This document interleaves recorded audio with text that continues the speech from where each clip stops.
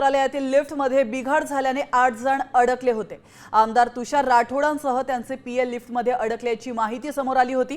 आता शर्थीच्या प्रयत्नानंतर या सर्वांना बाहेर काढण्यात यश आलंय। अतिशय महत्त्वाची अपडेट आपण पाहतोय।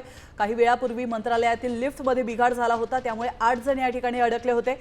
मात्र या 8 जणांना बाहेर काढण्यात यश आलंय। आणि इथल्या परिस्थितीचा आढावा घेतलेला आहे आमच्या प्रतिनिधी वैदेही काणेकर यांनी। आपण पाहू कोण आहेत? आमदार तुषार राठोड।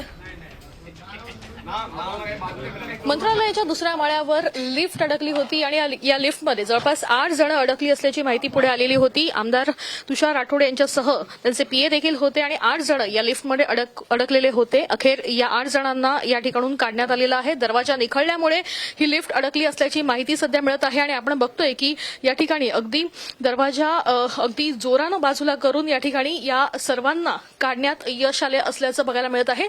मंत्रालयाचा हा दुसरा माळा आहे आणि या दुसऱ्या माळ्यात हे सर्वजण अडकले होते।